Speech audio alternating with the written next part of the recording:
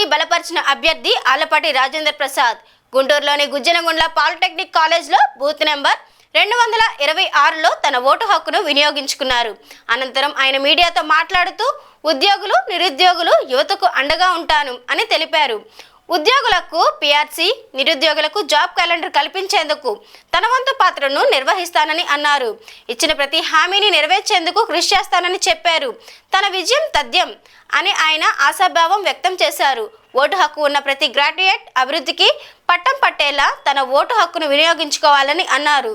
పరిష్కరించే ఏకైక ప్రభుత్వం కూటమి నాయకత్వం. ఇలాంటి మంచి ప్రభుత్వానికి, ప్రగతికి సంబంధించినటువంటి అభివృద్ధిని సాధించే ప్రభుత్వానికి ఓటేసే విధంగా ప్రజలు చైతన్యపడి ఈ రోజున అందరూ కూడా బారులు తీర్చి ఈ రోజున ఓటింగ్కి హాజరవుతూ ఉన్నారు. అందరినీ కూడా ప్రతి ఒక్క ఓటరు కూడా ఎవరైతే పట్టభద్రులు ఉన్నారో మీరు విఘ్నతతో ఆలోచించమని చెప్పి, విఘ్నులుగా ఈ రోజున ఓటు వేయమని చెప్పి, ప్రగతికి ఓటేయండి, అభివృద్ధికి ఓటేయండి. ఈనాడు కావాల్సింది కూటమి నాయకత్వం, సుస్థిరమైన పాలన. తద్వారా ఈ రోజున అమరావతిని ఏర్పరచుకోవాలి, పోలవరం ఏర్పరచుకోవాలి, పరిశ్రమలు తెచ్చుకోవాలి. మన యొక్క ఎవరైతే నిరుద్యోగ యువత ఈ రాష్ట్రంలో ఉన్నారో వారందరికీ ఉద్యోగ అవకాశాలు కల్పించుకోవటమే ఈనాటి మన ధ్యేయం అని చెప్పి మీ అందరికీ మనవి చేస్తూ, ఈరోజు ప్రతి ఓటు కూడా ప్రగతికి ఓటేసినట్టు, ప్రతి ఓటు కూడా అభివృద్ధికి ఓటేసినట్టు, ప్రతి ఓటు కూడా ఈనాడు కూటమి నాయకత్వాన్ని బలపరిచే విధంగా ఈరోజు నేను వ్యక్తిగా ఒక ఎమ్మెల్సీగా పోటీ చేస్తున్నానని చెప్తే, ఇది ప్రభుత్వ ప్రతినిధిగా ఈ రోజున ఏ అంశాలైనా సరే ఈ రోజున ప్రజలకి ఉన్న సమస్యలను తీర్చడానికి నేను ముందుంటాను, మీలో ఒకటిగా ఉంటాను. ఇలాంటి అవకాశం కల్పించినట్టు ఈ కూటమి నాయకత్వానికి నా హృదయపూర్వకమైనటువంటి ధన్యవాదాలు తెలుపుకుంటూ, గెలవటం అనేది తథ్యం. ఎంత మెజార్టీని సాధించాలనేది ప్రతి ఒక్క ఓటరు కూడా ఈ రోజున ప్రతి ఓటు ద్వారా ఈ యొక్క ప్రగతికి మద్దతు పలకాల్సిన అవసరం, ఒక సంకేతాన్ని ఇవ్వాల్సిన అవసరం ఈ ప్రభుత్వానికి అని చెప్పి మనవి చేసుకుంటూ, ఈ రోజున ప్రతి ఒక్క ఓటరుకి నా హృదయపూర్వకమైనటువంటి ధన్యవాదాలు తెలుపుకుంటూ సెలవు తీసుకుంటాను.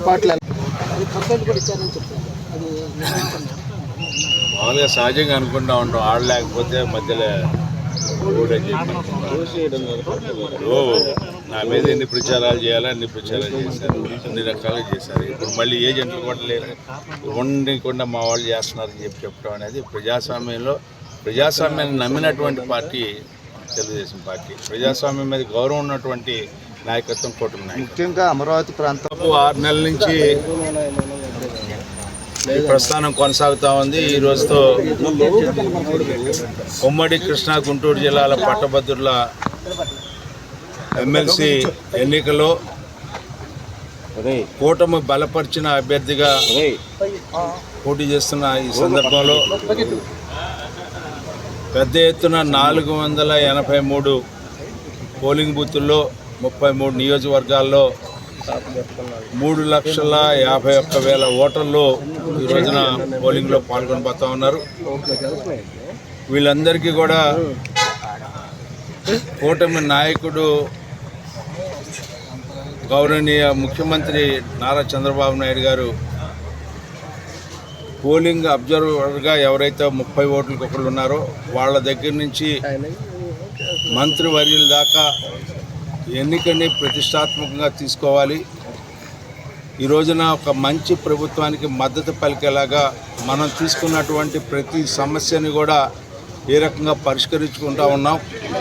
అదేవిధంగా ఈ రాష్ట్రంలో ఈ ప్రభుత్వం, కూటమి ప్రభుత్వం ఏర్పడిన దగ్గర నుంచి ఏ రకంగా సమస్యల పరిష్కారానికి వనరులను సమీకరించుకుంటూ అస్తవ్యస్తమైనటువంటి ఈ యొక్క సమాజాన్ని మరలా కూడగట్టుకుంటూ, ఏ సమాజాన్ని అయితే వీళ్ళందరూ కూడా సర్వనాశనం చేశారో, విధ్వంసం చేశారో ఆ పరిస్థితుల నుంచి మరలా ఈ రాష్ట్రాన్ని మంచి రాష్ట్రంగా, మంచి ప్రభుత్వంగా, మంచి సమాజంలో మనం జీవిస్తున్నామనే భావన వచ్చేలాగా ఉద్యోగ సంఘాలకు కానీ, ఉద్యోగస్తులకు కానీ, నిరుద్యోగ యువతకు కానీ ఉద్యోగ అవకాశాలను కల్పించే దాంట్లో పరిశ్రమలు తీసుకొచ్చుకునే విషయంలో కానీ, డిఎస్సి నోటిఫికేషన్ కానీ ఏదైతే మనం ఎన్నికల ముందు చెప్పామో ఆ ఎన్నికల మేనిఫెస్టోలోనే కాకుండా ఇతర సమస్యలు కూడా ఉద్యోగస్తులకి జీతభత్యాలు